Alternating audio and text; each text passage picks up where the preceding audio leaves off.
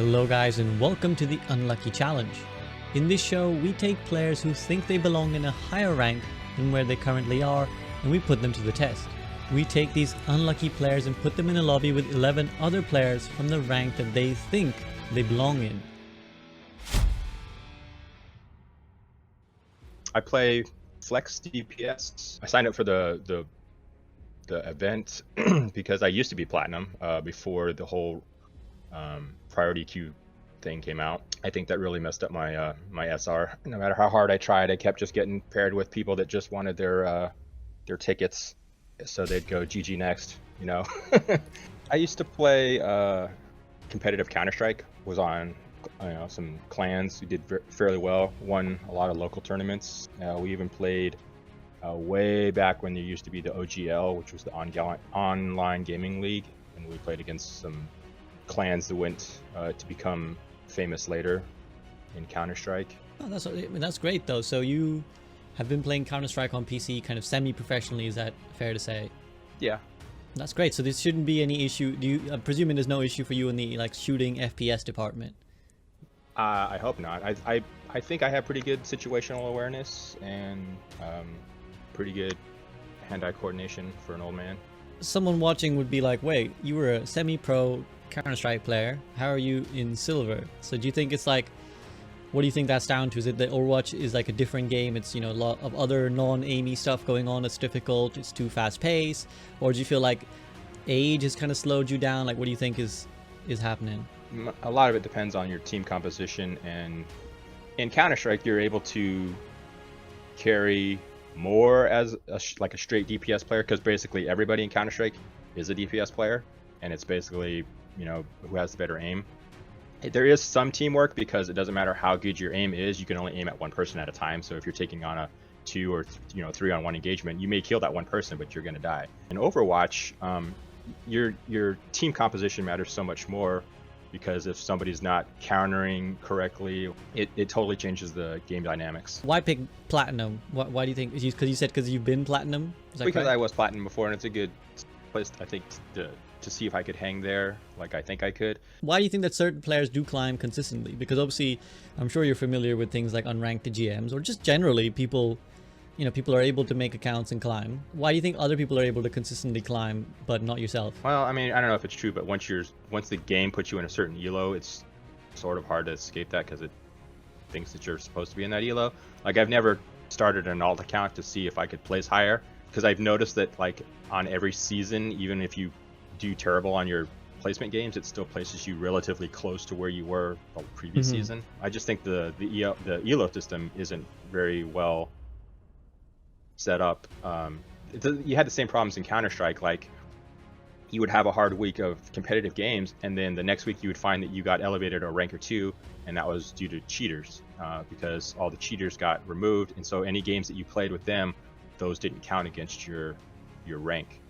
And so I think I don't know if there's a widespread cheating in Overwatch, but I know there is some, because it's a very competitive, and I've heard and read about top 500 players getting banned and removed, and so I wouldn't think it would be not uncommon to have it in all ranks. So people are getting artificially placed higher in the ranks than they should be, and people that should be higher based on their own skill are not. You feel like the communication is key to proper teamwork environment. Absolutely true.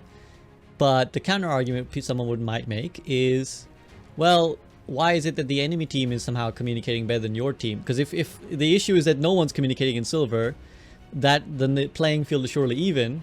And if you're better than the enemy silver DPS, you should be making a better impact than them, surely.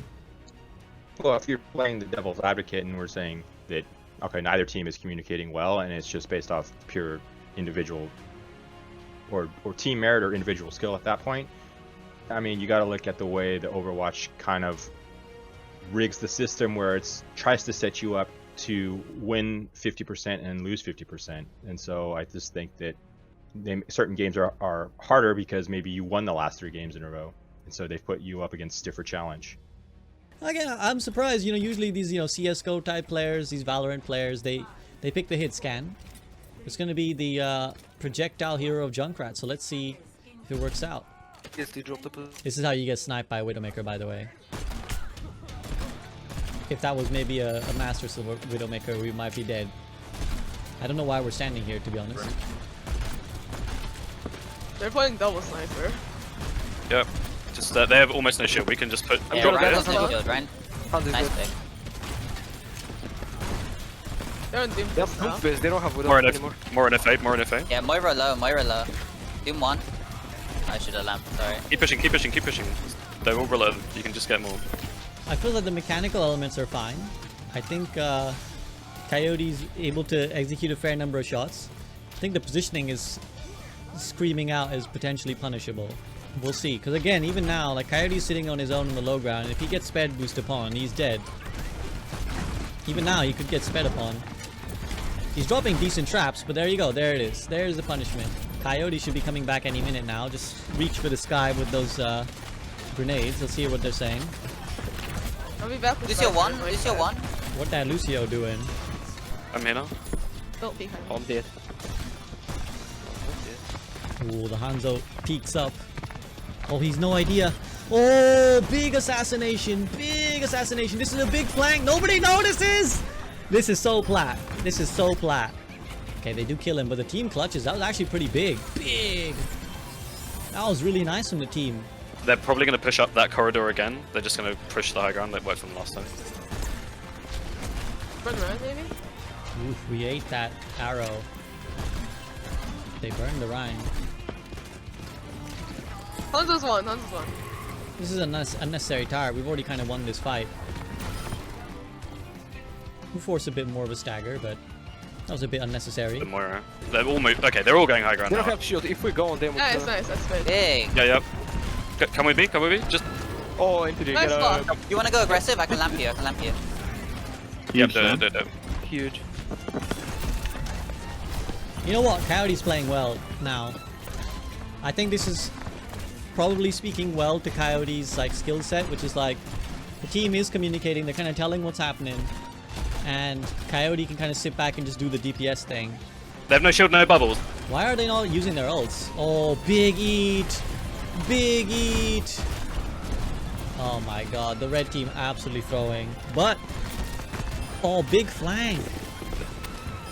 I don't know what the red team was on. They kind of played this so badly. Coyote just wrecking face now, gonna get another tire, destroy the Moira with it. The red team played that so badly. So badly. Dude, how are you not higher than Plat? Like, we're getting carried. Yeah. I doubt that. Everyone's Your doing back well. must be hurting, dude. It's a team game. That's the classic. You get the good comms, and then much better than silver anyway. And then play is very different. Now it is still losable. They have something on the board, the red team. And Coyote still has a chance to show us what they can do on this other hero. Projectiles galore. Now on to Farah. Just They have a follow me. trap. There's a trap in mine here. You can go Yeah, main, yeah. Joey. Ignore I'll it. Don't go main. top. Don't go top. The Mercy Farah can go main. The rest of us go this way. They are. The D.Va is spamming down here, so they know. So again, with no Widowmaker, we can probably concuss up or rocket up pretty easily. Zen's Zen one, low, Zen's Zen one. low. Yep. We have to focus Zen here. There's a junk on the flank. There's a trap there. No, this guy's throwing. This junk is dead. Yeah. Nice from Coyote though. Not a silver Farah at all, right? Just found a spot. Playing decent angles right now as well. Playing actually very good angles, considering that they're silver. Yeah, there's wrecking face now. This is great. This is great from Coyote. Really well played, actually. Really well played. We are like I think Coyote gets the dub here, and 100% Coyote deserves the dub. But would you be down to run it again? This was our last challenge. Would you be down to run it again with a few mixed match of the teams? I'm down. Yeah, sure. And I do think Coyote started off a little bit scuffed, but as the game went on, like Coyote's Farah looked pretty good. And then they continued to go in for the flank, found the Moira, found the soldier, great angling. So if honestly, if Coyote plays like that, I will have no complaints about saying that Coyote deserves to be higher. And you know, we have to then say, you know, maybe Coyote's right. Maybe what Coyote's saying is legit. The Coyote's being held back by some weird matchmaking and stupid teammates. Coyote doesn't look silver. Someone's left High ground, Sounds like they're high rushing, ground. right? Bubble you? Soldier, left side. Left side, left side. I have bubble in 2 here. Now the red DPS have taken a much better angle here on that high ground. They're going to put out a lot more damage, a lot more meaningful damage. And you can see the red soldier just pumped out Coyote's Reinhardt. And Coyote's not been able to do a lot, even with the Mercy Pocket. So here we go. We go for the flank. This is the big one. Big! Oh, nice. Nice crosshair placement. You can see the number of headshots that Coyote gets because of crosshair placement. And those are just some good old-fashioned FPS principles. Just, you know, having your crosshair roughly the right... Oh, this is a potentially wild decision, but it works out. Nice. Yeah, Coyote's the kind of player that you could take and improve a lot if you just taught him a bit more about the game, I think, because Coyote is... He's got the right principles. Again, he's going to roll this Cassidy. I think the Cassidy had to roll towards us and try and flash fan if they wanted to win that duel, actually. I'm gonna shatter. Yeah, run. We gotta move, And then 2. Let's get out, get out. Just chill, just get out, yep. I'm gonna shatter when they go in. Soldier, right side. Oh, there's a Rhine coming. Well, we just noticed in time. But that's good from the Reinhardt. He forced Coyote away. He's going a little bit in a scuff angle, but I think this is still a fight that could go either way. Thanks. Careful, bud. They have shatter, watch out.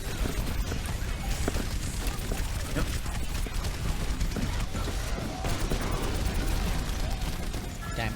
Every person in the lobby apparently needs to press Q right the fuck now. Okay, so that was a bit more what we were looking for, a bit more of a close game. Unfortunately, I think there, we're seeing why maybe Coyote isn't climbing as high as they could, because the angling, positioning, target choice, just really sitting down main and expecting it all to happen. Hide, go right side. Oh shit. Oh, Okay, reset. Chill, we're down to... Tracking was a little bit off there, actually. Like, that was a straight up 1v1 that Coyote lost quite handily. It's not even just about missing the one shot, it's about where the cross... At that time, the crosshair wasn't doing enough damage. Like, it was... A lot of the shots missed. I'm with you, Ryan. I'm gonna window here. Just walk in, please walk in, please walk in. Big grab, Please big walk grab, in. big grab. Please walk in, Ryan, go forwards. Good shatter. I need heals, dude. I'm 50 HP. Yeah, walk through the window and I do more healing. The harmonious atmosphere of the last game has faded and given way to some in-fight bickering. Coyote teleports their way into a fire strike nobody touches. It could be worse, guys. Okay. That's always the bright side. It could always be worse, guys. Could always be worse. I'm curious how Coyote will compare the two games, because first game it was all hunky-dory. Now it's kind of falling apart. This might be more of what Coyote is used to, where the team has suddenly gone very quiet. There's a little bit of disagreement. I also think you can't boom that easily. Like, you can have disagreements in your team, but you can't boom so easily. Like, you need to keep the comms up. You need to keep the morale up. You're allowed to be like, nah, I don't agree with what we were doing there, guys. I think we did this badly, blah, blah, blah. And then you just gotta move on. That's like the mental fortitude as well that you need to have. And Coyote's already lost his Pharah, who doesn't have a Mercy, by the way, so I don't know if Pharah's the pick here. I'm top left. Oh, What? Oh shit. Getting a little confused here, folks. Okay. So, what we're really learning is that it's hard to matchmake plats, which I kind of knew already. I made a tweet about this recently, by the way. You know, when I hit GM on support recently, I made a tweet about what I think are the two worst elos. I said high plat is a dumpster fire, and I think low master is the worst elo in Overwatch, just from my personal experience. And we're finding that basically we can't seem to assemble these 11 plats in such a way that it actually looks like they actually know what they're doing. I'm behind them. Go top. I'm gonna try and get up here. And this is exactly why people end up getting stuck, is because when the game is going badly, Coyote is now also playing badly, right? Like, Coyote now is also making the mistakes that I was talking about earlier. Suddenly, Coyote's standing in weird positions. Why did Coyote get picked there?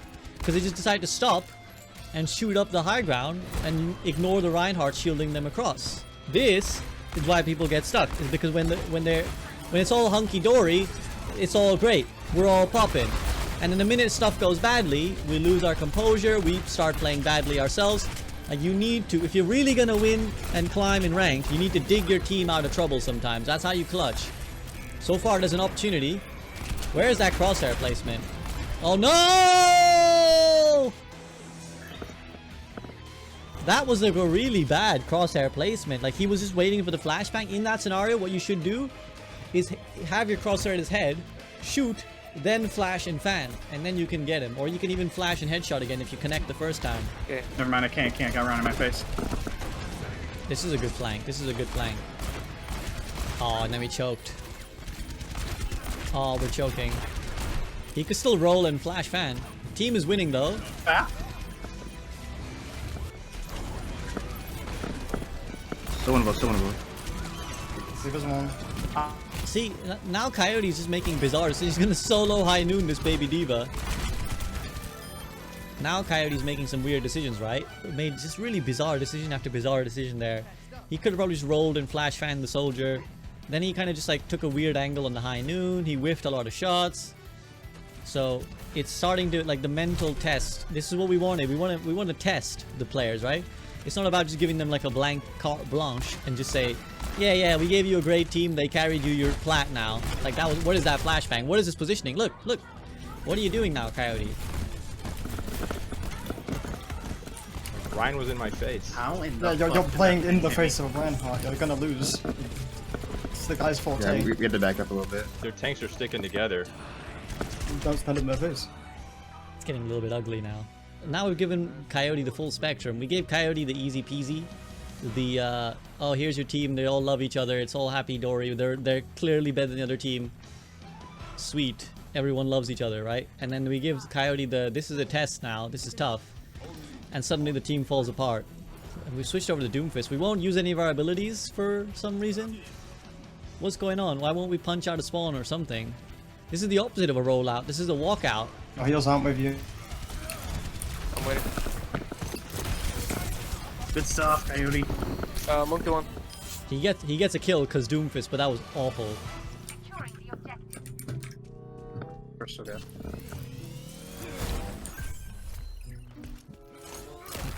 What are we doing? Careful around here along here. First strike. Okay, wait for me, wait for me. Ah, that was fucking hilarious! Oh my god, no! Oh my god, that was so hilariously scuffed. Oh god.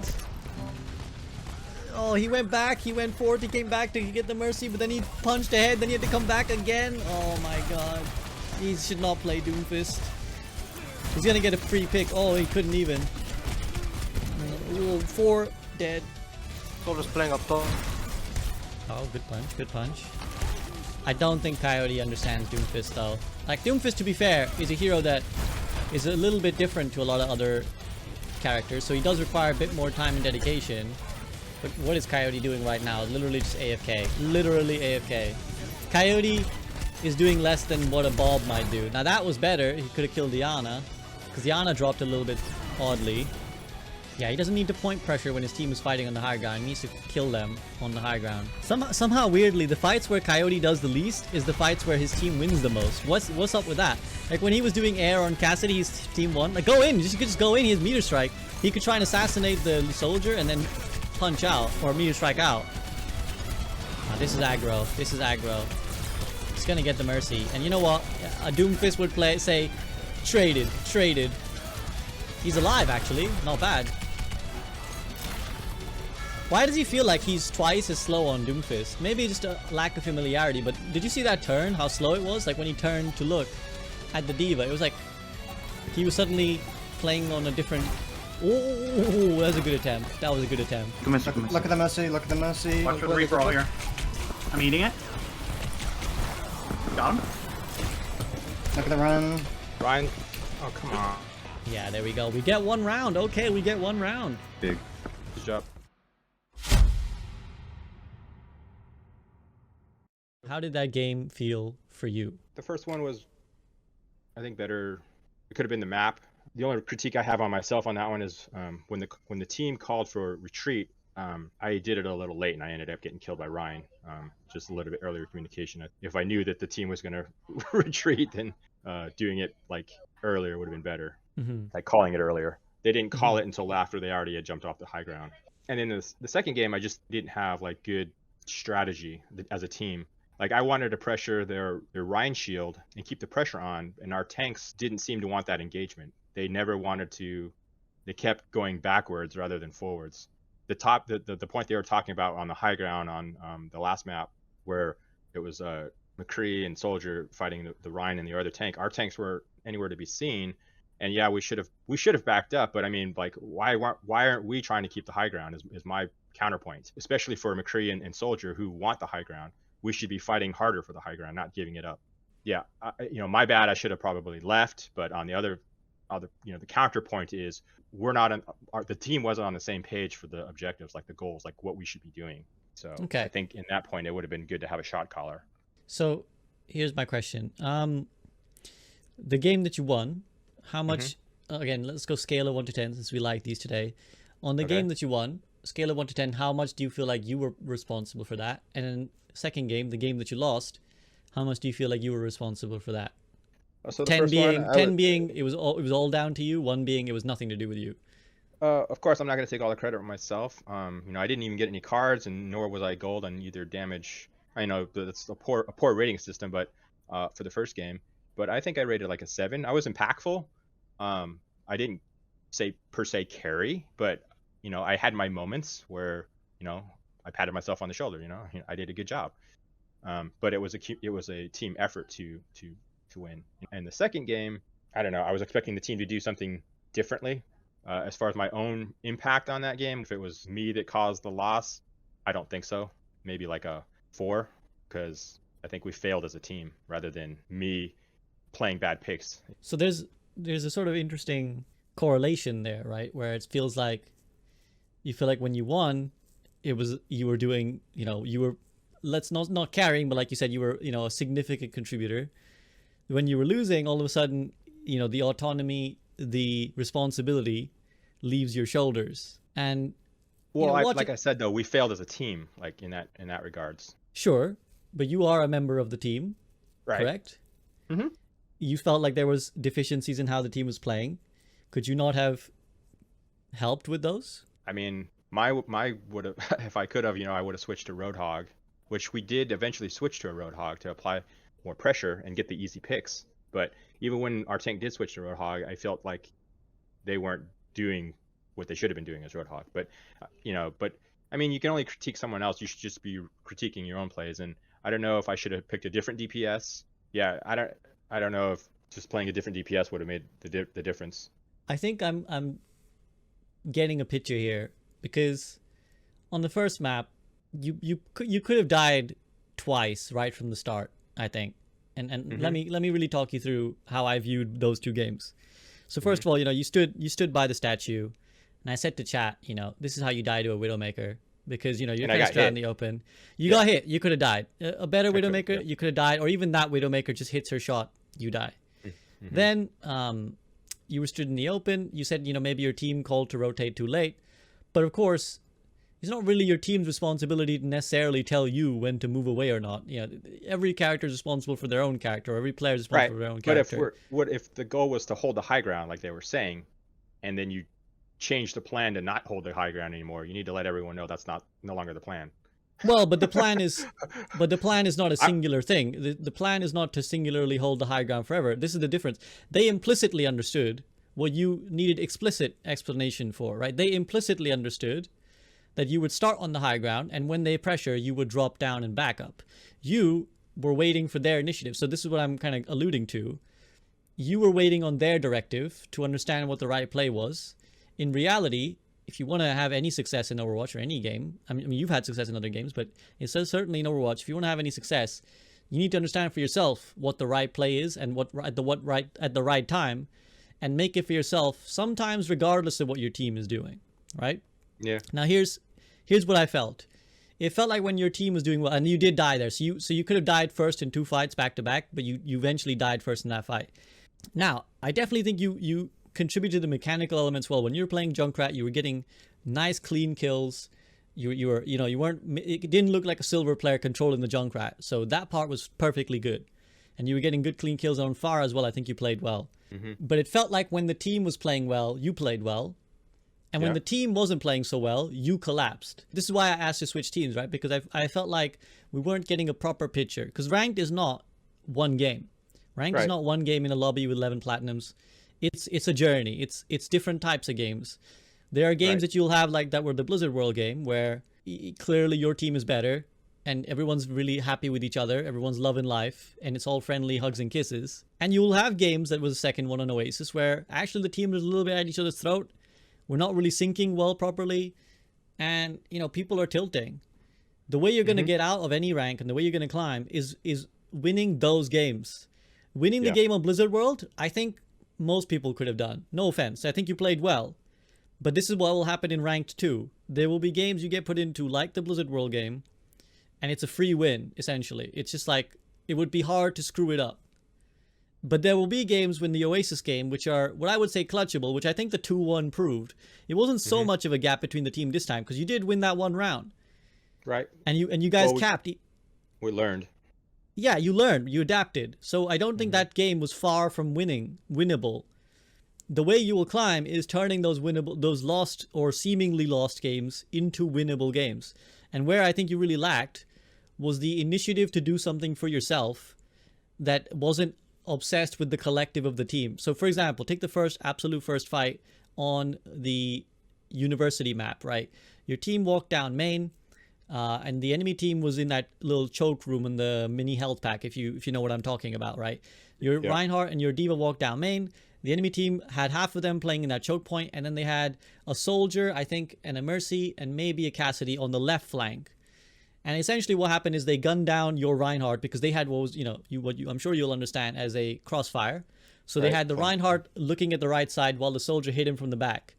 And that just completely unraveled your team. Now, you might say, well, what was my tanks doing? Why were they not cognizant of that? Why weren't they addressing it?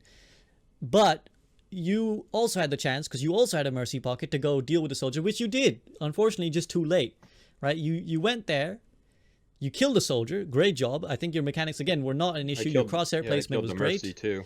Yeah, so your crosshair placement was great. And you eventually flipped the point. But again, in a ranked environment, if you want to win that match, you should have gone there. Like, you should have recognized that 30 seconds sooner and gone there. Well, I did and recognize killed it. her. I did know that our team was taking fire from there. But the counterpoint of this, I didn't know I had the pocket, first of all.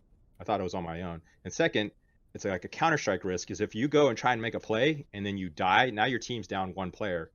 You know, I hopefully didn't have to tell them that they were in a crossfire. Hopefully they knew that they were in a crossfire and they need to get out. Like, I wasn't sure I could remedy that situation by myself.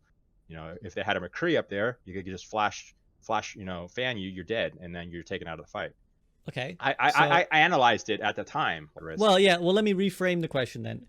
Firstly, do you feel like you were objectively achieving enough where you were stood at the start, like shooting essentially, from my POV, shooting a little bit of the Reinhardt shield, a little bit of the D.Va DM, and a little bit of nothing. So you're there, you're shooting that, and you recognize, as you say, that your team is in a losing fight. Right. Now, if you stand down main and your team is in a losing fight, what do you think will happen? Yeah, I mean, at that point, someone should speak up and say we need to back out. But why of is that where someone we not are. you? Why is that someone not you? You know, I guess you could be a leader, but usually leaders, I mean, not usually, but a lot of the times the leaders are the main tanks because they drive the they make. Okay, well, your main kind of tank isn't position- doing it, but your main tank isn't doing it. You're in that situation, so what do you do? I know. I guess, I mean, I could have told them, yeah, you need to pull out of here because you're in a crossfire. Yeah, I could have said something. You could have I said mean, I something. You could have done recognized it. something. Well, if you recognize it, you could have said something. I you could didn't have have a done shot to the high ground from where I was. So the but better you could play have. that But I you could went have there.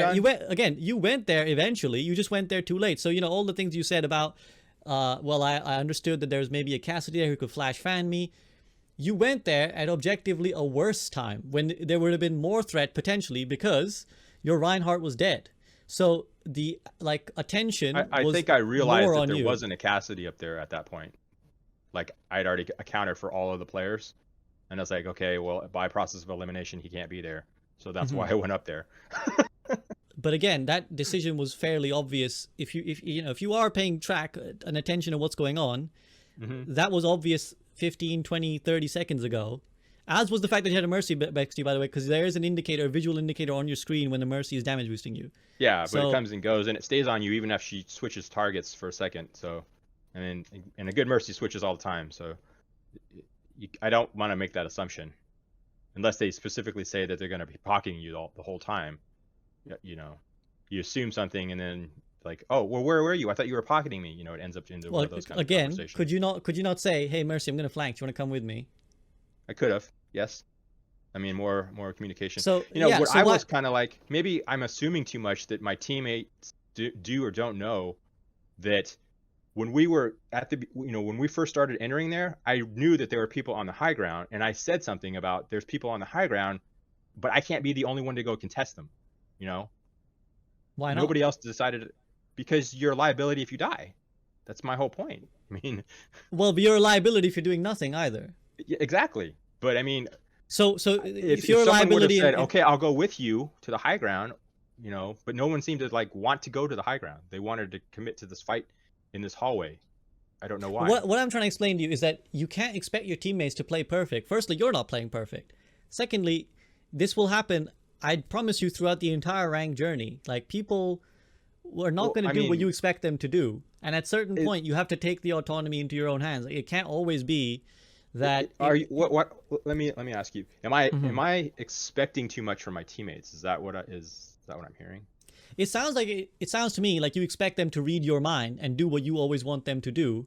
But they obviously are, not only are they autonomous beings with their own will, but also, remember the one thing that maybe this is partly difficult for you because you're coming from such a strict CS background. Remember that in Overwatch, everyone doesn't necessarily have like a shared vision in that sense. You know, in CS, you have a map, and when one person peeks it, there's a little mini map where you can see that there's a person there, right? And there's obviously an easier ping system as well, like to be able to like, oh, that person's in this spot, and this, you know, because everything is named. Right. That's why so you can call-outs are so important. Yeah. But in Overwatch, everyone is seeing from the first person a completely different picture. So they're going to see a totally different thing to what you're seeing. Like the Reinhardt can't necessarily see as easily as you can that there's a crossfire on him because he's too maybe worried about what's in front of him. So what I'm sensing a lot is you seem to feel like your teammates should have done this thing at X every amount of time. Well, I gave them the information autonomy. though. It's like there's. But why do you assume that they're going to make the ground. same conclusion that you will make with that information? Why do you assume that they're going to make the same conclusion? High ground is a tactical like everybody knows high ground is a tactical advantageous spot, right? Like I mean that's a gross assumption. I don't think everyone in plat understands, or even silver or even master understands the high ground as a beneficial thing. Oh well, then those are like. I mean, those are things. But that is the reality that you operate in. But that's the. Yes, this is the thing. You're denying. Reality that I operate. You're denying the reality of the situation, which is that. I guess I get your team is to play better than they are. Yeah. Well, I feel like you could have played a lot better too. So I can't. We're only talking about the first point so far. It got a lot worse after that point. I haven't gotten to that point yet. But let's take a different example. Point B. You're playing Cassidy. You were top left. You peeked around the left-hand side. They had a Ryan, and they ran on top of you. And I caught the end of it. It sounded like you were upset with your team for not being there, and they were upset for you for being too close. Here's the situation. You think the tank should be up here with you. Fine. Every single one of us understands being in a situation where we're like, I don't know why my team are not X, Y, Z here, there, or the other. But that, again, you're denying reality. You can see with your eyes where your tanks are positioned. So when you see the enemy Ryan, and in fact, in this case, you didn't because you weren't properly checking the corner. You just kind of stood there. And then when they came around the corner, they had a Lucio speed boost. Again, if we're really, again, I wouldn't expect this from a plat player, but if I was critiquing a higher ranked player, I would say, well, while they have a Lucio, you should anticipate that they could speed boost on top of you at any point. So you have to adjust your distance to the enemy team based on the comp that they're running. But even for a plat level, you can see that the tanks are not on the high ground. And then you can see that there's a Reinhardt coming. At what point is that not just your fault? Because you saw everything that was happening. Yeah, I realized I was in a bad position for that one. Right. So like, yes and no, I was in a bad position. Yes, I was in a good position for the character I was playing, but bad based on the encounter at the time. I mean, that's where I should be, right? Well, no, because the game is not played on chat. It's not played on paper. It's played in reality. And if in reality there's no one helping you in the high ground, it's now a bad position. And I think this is what a lot of perhaps your problems are coming from, is that, correct me if I'm wrong, it feels to me like you feel like you're like in the right spot every time, And if you die at that right spot, it's because your teammates weren't also recognizing that that was the right spot. Is that how you feel? Sometimes. Because I know that I make mistakes, and I know I'm out of position sometimes. So it's not always my team. In that instance, that was my fault. Like I should have retreated, but I guess I didn't want to. I think in terms of like what can help you climb, it's that. I think it's that. It's like I feel like you didn't and perhaps don't take enough ownership of your own games. It feels like it's always about somebody else or something else. You got shaken when your teammates got shaken, and you weren't able to, again, take ownership and say, Well, okay, my team might be doing this, but I will win this fight regardless of that. Well, my question to you then is, you don't believe that the skill of the player on the role that they're playing matters in your team comp? Of course it does. That's exactly what I'm trying to emphasize. That So given that statement, why do you think I decided to lose SR once role queue came, or once the priority queue pass came out? I don't think you decided to lose SR. No. I didn't decide. It just started happening.